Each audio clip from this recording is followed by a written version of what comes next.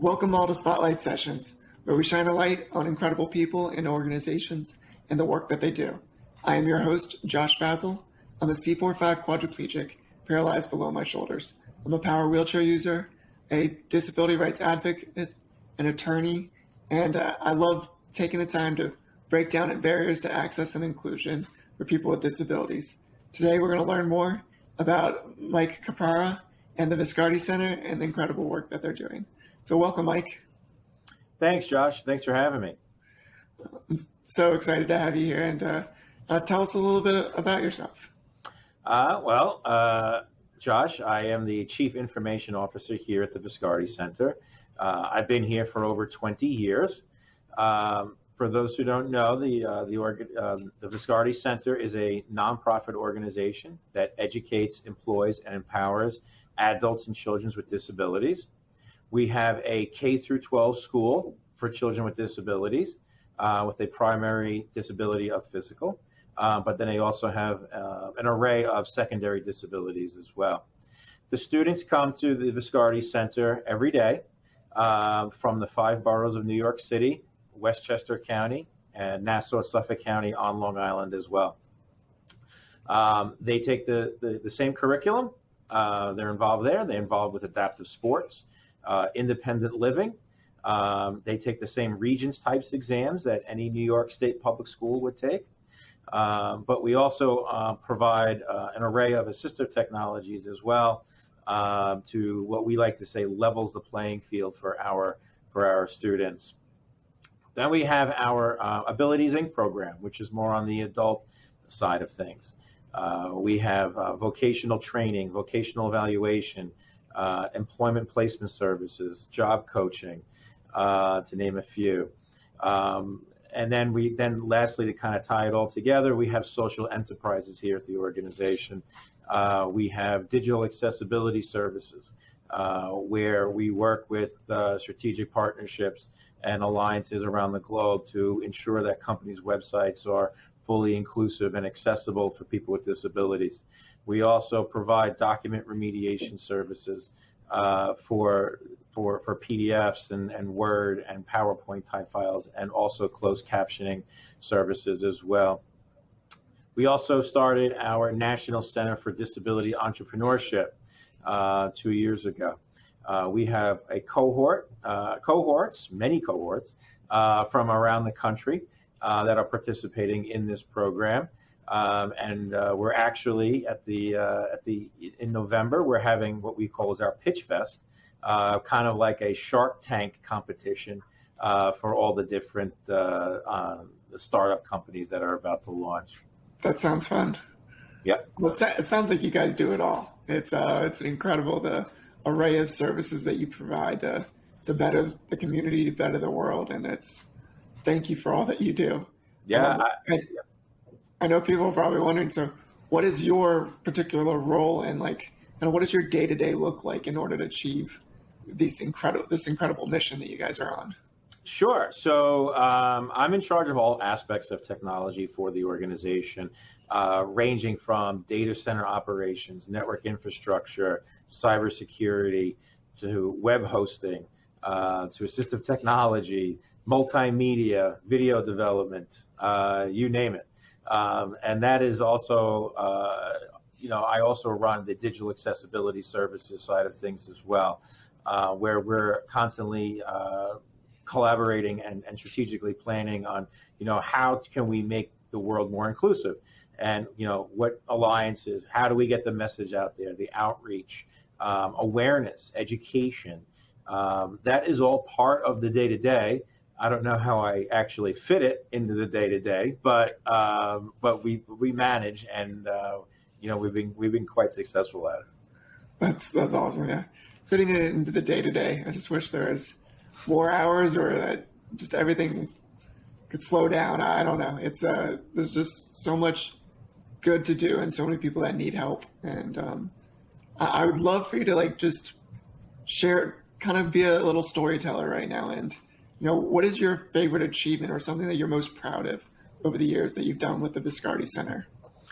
Well, Digital accessibility services has been quite an accomplishment. We launched that about 5 years ago, and we were actually providing some of the services already internally here. We started out because we are, and what Viscardi prides ourselves on is providing customized solutions for the individual. And we know that there are two people that could have the same disability, but they respond differently to different software applications, different assistive hardwares. So that's why we always feel there's no, one magic pill that's going to solve everything when it comes to accessibility. So we always provided ourselves in providing customized solutions. So we work with our occupational therapists, our assistive technologists, speech language pathologists as well, to ensure that we are working one-on-one with that individual and ensuring that they have the proper experience and the tools to complete coursework and go about their day. But with that being said, we were providing PDF and document remediation internally just for our students and staff. At the time, it was a very manual process, a lot of manual tagging and creating structure and reading order to those documents. But over time, we had gotten quite good at it. So we got to the point where can we harness this skill and offer it externally outside of our walls? And that's when we decided to come up with PDF and document remediation services. Again, when we first started, it was a very manual. There was a lot of growing pains, because it's a manual. It's going to be a very tedious and costly, service. So then we had to automate it. And what we've started doing is that we, with proprietary software and intelligence, we were able to automate the process and get us to today about 90% accessible through automation. That's awesome. And then with that, what we have accessibility or remediation specialists on staff, what we like to provide the final mile piece. And that by doing that, we achieve 100% accessibility with our documents, but also provide at least 6 checkpoints of quality assurance on each document. So once we were able to get that, we were able to scale the business. So in terms of turnaround time, what a manual solution could take days, weeks to turn around documents, now we're able to scale up to at least 40,000 pages a month when it comes to that. So it's really been quite an adventure, and it's really starting to take off.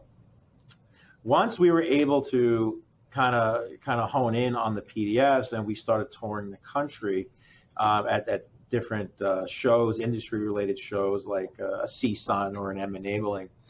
We were getting asked a lot, okay, you guys do PDFs, but what about websites? What about captioning?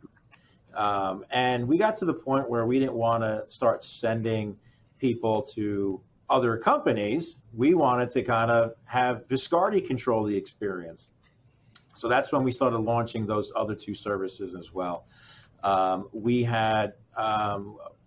did not have the resources internally to provide website accessibility services and or auditing or usability type services. So we had developed strategic partnerships and alliances with industry leaders in that area, so that we can kind of broker the service and kind of be that go-to, that one-stop shop when it comes to accessibility. And then leading us into captioning as well when it comes to embedded videos, and also remote cart services for webinars and live virtual events, and even live in-person events we're providing captioning for. So we wanted, like I said, to be that one-stop shop for digital inclusion and the online, enhancing the online experience through digital accessibility services. Cool. Making it easier, one-stop shop definitely exactly takes a lot of the confusion and the time and effort. Giving it to the experts to show you how to do it is I'm always for that. And then with your kiddos and the adults that you work with, like, what is it like to be able to get different technologies and services to them, like, and to watch what happens when somebody has the right accommodations or the right services in place? Josh, I'm going to be honest with you. It's very fulfilling. When I first started here, we actually implemented Polycom view stations in every classroom. And what we had done was that we had virtual live field trips for our students. And because they physically could not go to the Metropolitan Museum of Art here in New York City, they could not go to the American History Museum, the Tenement Museum. So, we wanted to bring that experience to them. And so what we did was we put Polycom cameras at the time, and we would work with the museums, with the tour guides, and kind of live stream before we had Teams and Zoom and WebEx and all those other platforms. We were able to do point-to-point video conferencing and bring that experience to our kids. And it was very, very fulfilling, where they would never have been able to experience walking through caves and walking through art galleries. And it was very fulfilling. There is one story that I do love to tell of a student that used to come to Viscardi every morning by ambulance. She was bedridden, and she really only had the movement in her finger, the tip of her finger, and her eye and her eyebrow. So we had implemented hardware like eye gaze type technology, Dynavox type technologies for her. And what that had done, in a lot of one-on-one time and really trying to train her to use those types of technologies, we like to say we unlocked the box. And she was able to once she was able to communicate with her peers and with her related service therapist, we couldn't get her to stop talking. And what happened was that she started writing poetry and became an author, and to the point where her poetry was presented to the United Nations because it was so brilliant. So being able to work one-on-one and to provide those types of customized solutions for these students and adults, like I said, it's very, very fulfilling. But we know, like I mentioned earlier, it's leveling the playing field. It's giving these students the opportunities to speak and communicate and to advance and ultimately become individuals and independent into our society. That's incredible. It's opening doors. Like you talked about, being able to give these opportunities. Like, just all you need sometimes is a finger, an eyebrow, an eye, or just something. You have all these individuals have the abilities to be able to express themselves, but technology, to a certain degree over time, might not have been there at that moment. But then as it advances and it evolves, it breaks down doors. It gives you the ability to free yourself to the world. And it's seeing what that looks like, or what that hears, and what that power, what that can do. It's just, I love stories like that.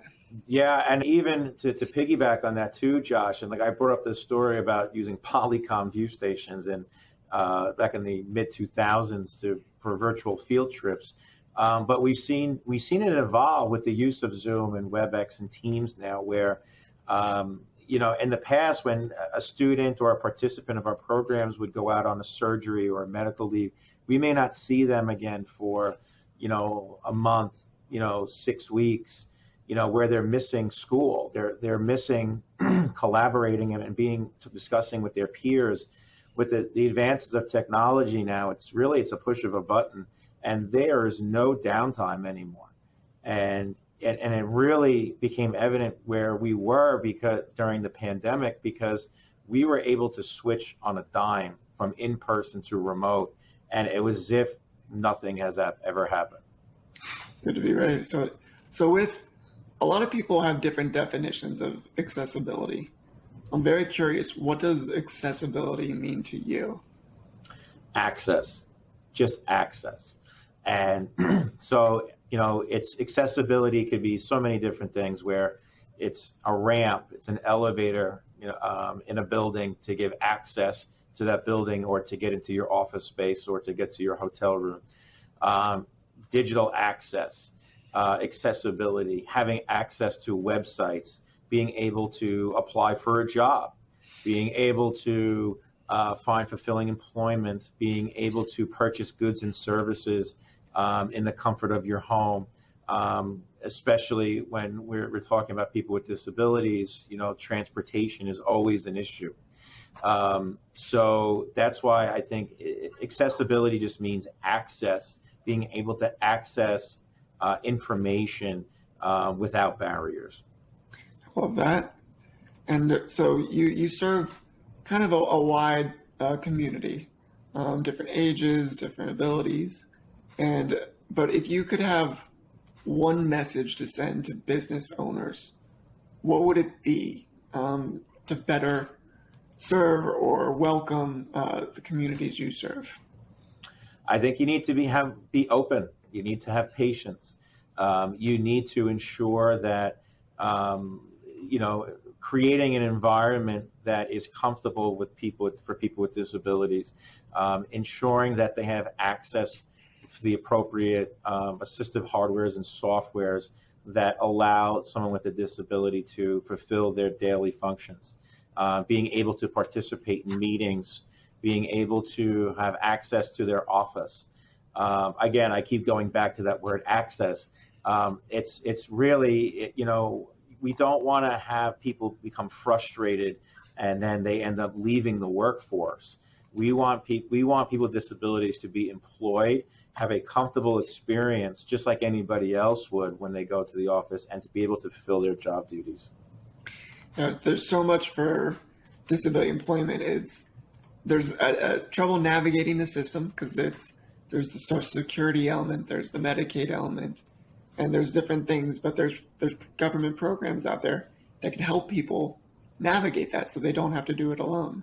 And there's organizations like your own that help navigate that as an employment network or different things of that nature. And it's just so much for me is when you get somebody to be employed with a disability, there's this success there, but then there's the next step of maintaining that employment.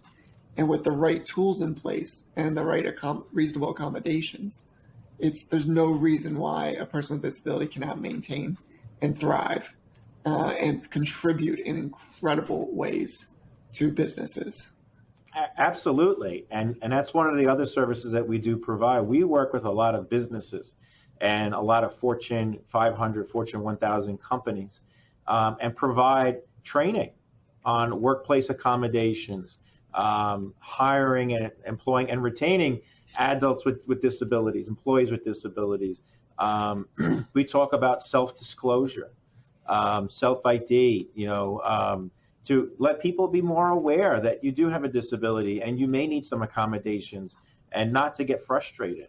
And we teach people about patience as well. So it's really, that's why I've been here for 20 years, Josh, to be quite honest with you, because this organization really is there to help people and really to educate and to really bring people together and find fulfilling employment for these adults with disabilities. I'm a huge fan of Viscardi Center, and I'm a huge fan of John Kemp, and I just want to do a shout out to the legend. And he's just one of the most incredible human beings. Your CEO, John Kemp, and I'm just proud to be able to call both him and you a friend. So thank you for that. And I want to end on, like, if you could talk to anybody in the world, any celebrity, anybody of power, or just anybody, it doesn't even have to be a celebrity, who would that be and why? That's a tough question. I don't know. I might have to think about this for a second here. I to be quite honest with you, I would like to talk to some politicians. I would like to start talking to maybe members of Congress and start talking about them and say, listen, there is an untapped wealth of knowledge when it comes to people with disabilities. There is an untapped wealth of business opportunities when it comes to people with disabilities. And, and I really think that, when it comes to regulations and it comes to enforcement of certain regulations, in particular when it comes to the digital accessibility side, that needs to be more enforced. We're looking at, the state of Colorado had just passed a tremendous law that is requiring the state agencies to provide full inclusion on their web and digital experience for their websites and their documents and applications.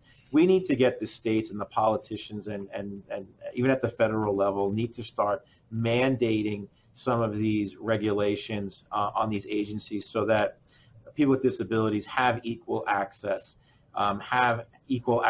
to when it comes to elections and voting, being able to get COVID-19 vaccine information appropriately and where to go find a testing site or a vaccine site.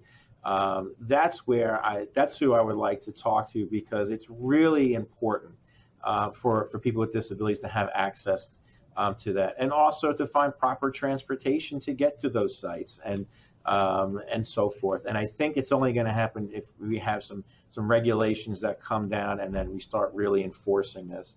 As of right now, we have guidelines, but me, Josh, I don't like to get into the lawsuit back and forth, but discussion. But it's unfortunately that's the only real enforcement of what's enforcing of these regulations.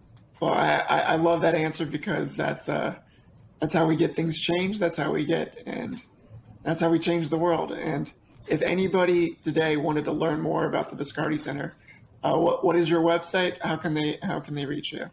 Sure. So you can visit us at viscardicenter.org. You'll find information about all of our programs.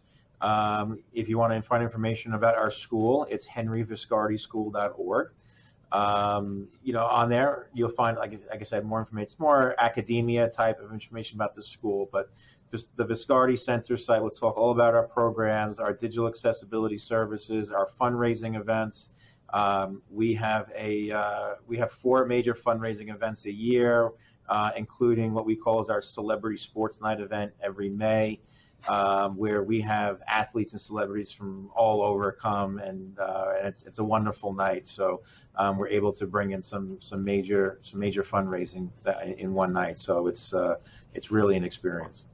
Well, thank you for coming here today and sharing your story, the Viscardi Center story, and it's just this was fun. So I hope you have a beautiful rest of your day, and look forward to continue on this good fight with you.